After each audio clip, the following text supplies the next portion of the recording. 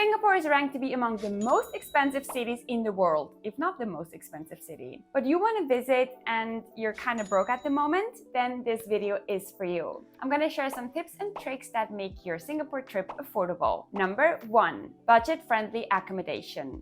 If you want to stay at the Marina Bay Sands Hotel, I hate to break it to you, but $650 for a room is not quite cheap. You can stay in a hostel, which is around 20 to 40 Singapore dollars, and they have locations all over the city. One of them is Other Hostel. You pay around 25 Singapore dollars. It's located in Chinatown, and I've only heard good things about it. Then there are also budget-friendly hotels, which are around $50 to $100 a night. There is a chain called 81 Hotels located all over Singapore, and the reviews are quite good. Another option is to stay at a guest house, which you can find from 40 to 80 Singapore dollars a night, and they're all over the city. You can choose the location, and you usually really get a sense for the culture and makes you feel like a local. Important to know is that Airbnb is not allowed in Singapore, so you don't have that option. Number 2, cheap food. You can save so much money by buying the right food, and probably eating at the Marina Bay Sands at C'est La Vie is not the cheapest option. But I have to say that in my opinion, the cheapest food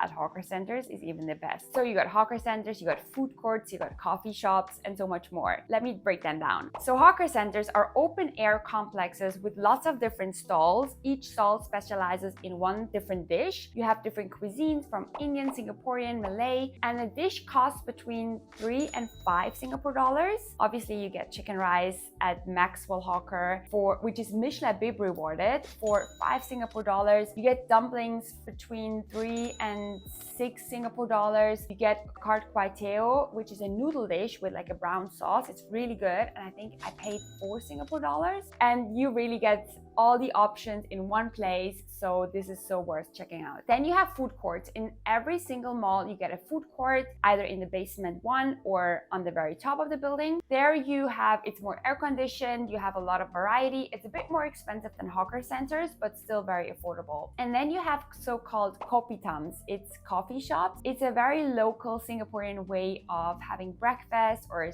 small meals. There you can get, for example, the traditional Singaporean breakfast, which is kaya toast. It's usually you order it in a kaya toast set, which is around 4 Singapore dollars, and you get a toast which is grilled with butter inside, or kaya spread. It's like a coconut pandan flavored spread. You get a kopi.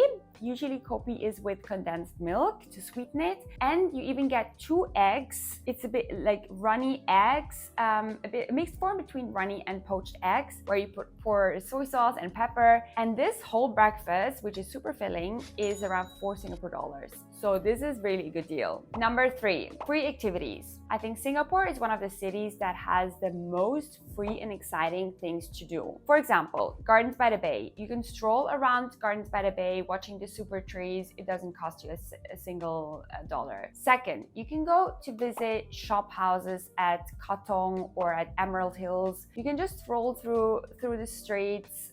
It's basically the best sightseeing you can do. Then you can go to Sentosa, which has a lot of different beaches.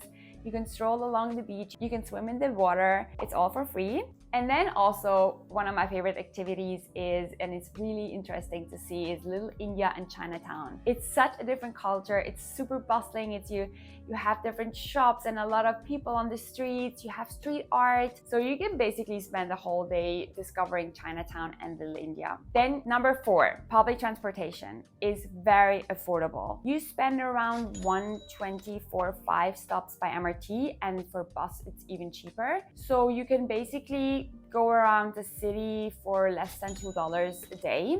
And also, if you're super tired, Grabs are affordable. I think you pay around 10 Singapore dollars for a 15 minutes ride. So that's around $7 US, which is, I think it's quite affordable. Number 5, shopping on a budget. So recently I have discovered the $1 shop in Singapore. They have locations all over the city. I went to the one at Toa Payoh, and you basically get so much for $1 Singapore dollar. I bought toothpaste, I bought M&Ms, I bought tissues, other small stuff, but everything was just $1. Pretty good. We don't have it in Switzerland. I wish it existed. And number 6 is watch out for discovery passes or discount passes, which are called, for example, the Singapore Tourist Pass. You get discounts for different attractions like Cloud Forest or the Flower Dome. You can purchase them online and then you see what's included in the pass and you can just redeem it when you buy the ticket. You can get discounts basically on any activity. You just have to organize yourself in advance and do some research, but it's definitely worth checking out these discovery passes. And my last tip would be, and so few people do it, I don't understand why, they offer free city tours.